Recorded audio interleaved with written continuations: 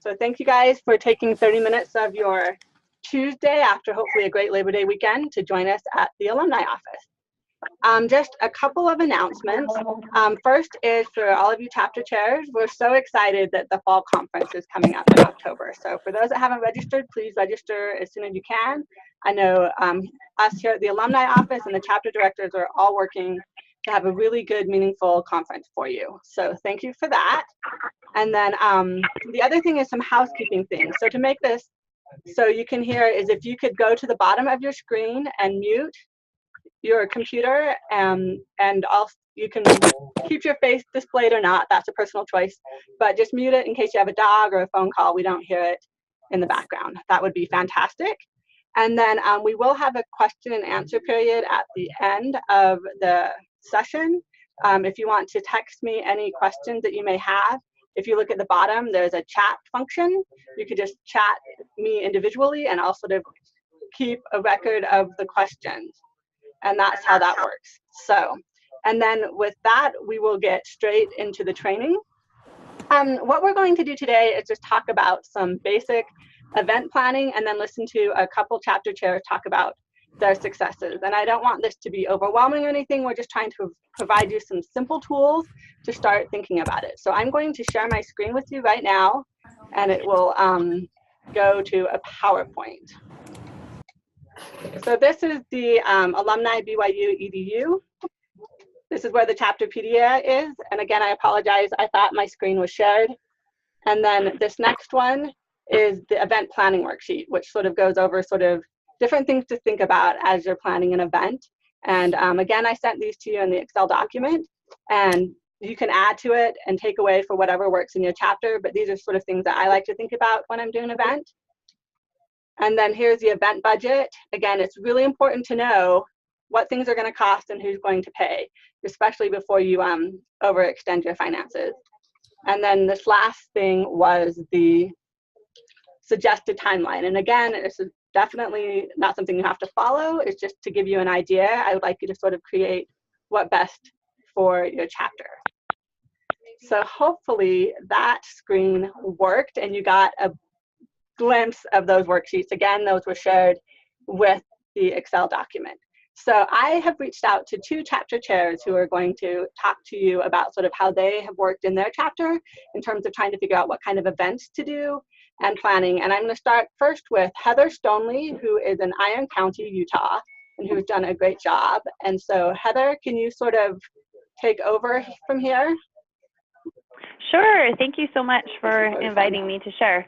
Okay, so I don't see Heather on the call. So Edie? Can you hear me? Also is one of those chapters up in Fresno who's always on top of things and is doing a great job. So Edie, can you share your screen so we can see you, and then you can sort of tell us about what you do up in Fresno? Okay, can you see me? I could hear Heather. I'm not sure if you couldn't hear her. Something that Heather, you might be on mute.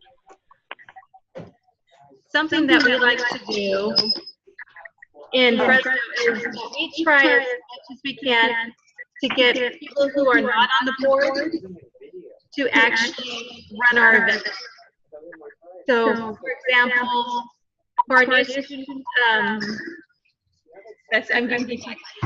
for our new student fireside, we'll have an alumni who makes our invitations for us each time. We'll also have an alumni come and speak on how to be successful in college, and it's always something different for that. We'll get our current students to come back. We try to hold it during the break where they're going to be home, and we'll have them do a question and answer period with the parents who are trying to figure out housing and meal plans and all that. So that's very popular. And we get a member of our alumni to be in charge of the dessert table and decorating. And so we stress to them that they're not supposed to do it all. They're supposed to reach out to their friends and get their friends to do it. And some ways that we find our volunteers for this, in the beginning, to be honest, it was really hard. About almost 5 years ago when I joined, it was just Kathy Lim looking down the fort. And so then it was just a crew of us, and we were like a secret society. Nobody knew we existed. Nobody cared. And back then it was really hard to find volunteers. And so we would ask our friends. But something that we did back then too is we would use our Facebook page, and our Facebook page is very active. We repost a lot of stuff from BYU. And so we would just go through the notifications and see who was interacting a lot with that, and we would ask them, and they would say yes. Or we'll meet people at events, and we're always trying to make sure that we mingle a lot, because if people are really enthusiastic about what we're doing, we'll let you know.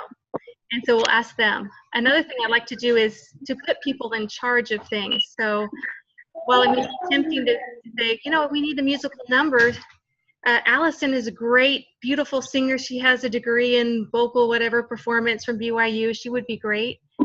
Instead of asking her to perform a certain number, we'll ask her instead to be in charge of arranging a musical number, because now she has ownership over part of the event instead of just merely being a performer at the event. And she can reach out to other people that we don't have access to and bring them into it as well. So it kind of extends our reach. So we like to do it that way, and we're getting better and better at it. And it's getting easier as we do more events. People know who we are, and they're more inclined to say yes. So thanks, Edie. So I think that's great to give people tasks, but then they have to come, and I think that's a great idea.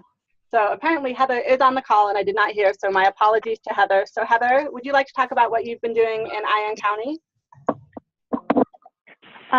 Sure, you bet. Sorry about that. I'm just on the phone and not on the computer. Let's see. I was just trying to get on the computer. Okay, never mind. So I was asked to talk a little bit about how we plan our activities and how we got volunteers for them.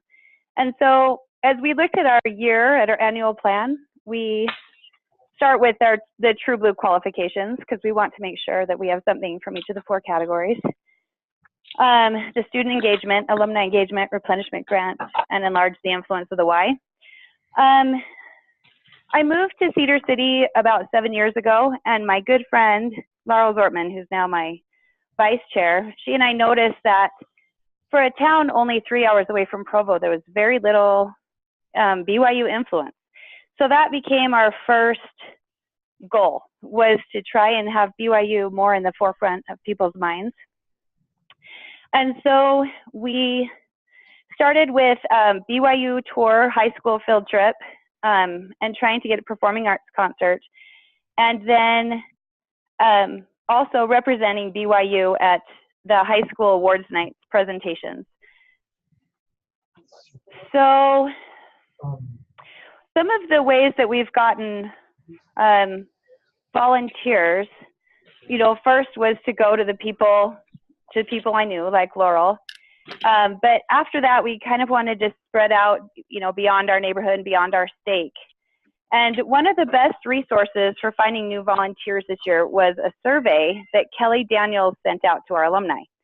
She sent out a questionnaire asking, what people were interested in, what activities they were interested in, what kinds of things they'd be interested in volunteering with. And she offered a t-shirt drawing for those who participated.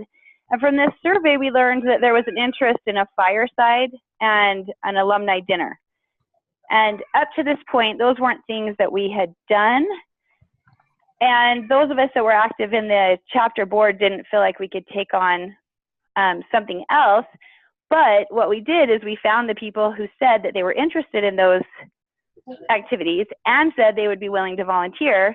And then we invited them to put it together. So later this month, we'll be doing our first fireside. The committee chair is one of the new people that volunteered through that survey. And we're having the new temple president and his wife speak to us, because we're getting a new temple dedicated in December. So that's really exciting to see how that's kind of come about through the survey. We also found our new secretary treasurer through the survey, and then our old secretary treasurer, she just felt like she was maybe not as tech savvy as she wanted to be, but in talking to her, she still wanted to be involved, and so we found that putting her in charge of the replenishment grant committee was a perfect fit for her. And so we were you know, kind of able to just move people around and find the right spot that was the right fit for them. Another great way we found volunteers this year was I followed the example of Kristen Morgan of the Southwest Washington chapter. She posted on Facebook about a meet and greet that they had in February and how successful it was in helping her find new volunteers. So I decided to host a volunteer appreciation dinner at my house. We invited everybody who'd helped with anything in the past year, and also those who'd responded as willing from Kelly's survey, and also a few handpicked alumni that we wanted to invite to get more involved. We had about 30 people there, and we found new performing arts co-chairs and just strengthened our relationships and the committees. And lastly, we publish an annual newsletter that goes out in August, and this newsletter tells what we've accomplished the previous year, what will be happening the coming year, and gives invitations to get connected and involved. We coordinate with Roy Brinkerhoff and his office, and he has it snail mailed and emailed to each chapter member at no cost to our chapter. And we've done that now 2 times, and 1 or 2 new volunteers have come out of the woodwork in response to that each year so far. So that's been good too. My main goal this year was to make each committee more autonomous and self-reliant. This is only our 2nd year as a functioning chapter, and I felt like the first year I definitely had to have my hand in, you know, in everything and be really involved in getting it going. But I realized this year the only way for our chapter to be successful was for me to delegate more. And so finding the right people to act as committee chairs and finding good committee members to help, and then getting those in place has allowed me to then step back a bit, and they really take the driver's seat. So we're still learning a lot. We're a relatively new chapter, but things are progressing in positive ways. All right. Thank you so much, Heather, and thank you so much, Edie. I think it's always great to hear what chapters are doing. Are there any questions that anyone has for Heather or Edie or me that they'd like to ask sort of about some event planning? And just as a thing, a note, we do help chapters with surveys. For those of you who haven't had surveys fielded, just reach out to me and I can help you. We had a little glitch just last week and a half, but it's been resolved. And so they're back to being fielded on a weekly basis. So it's not necessarily the only way to get ideas, but it's definitely a tool that we can give you and help you with. So I just want to sort of say thank you to everyone for all of they are doing. I know event planning can sort of feel overwhelming for those that don't have experience, but I do think if, you know, like Heather said, if you can get the right volunteers and some people to help you, that you can be successful and then feed on that success. And so I'm so grateful for all of the work your chapters are doing. And from the alumni office, we have so much gratitude for the work that you do in sort of keeping the spirit of BYU alumni, and I'm grateful for your work. So thank you for the call. I hope to see all of you at chapter conference in October. If not, we will be having another training December 5th, 3 months from now. So happy fall, everyone, and have a great week. Thank you.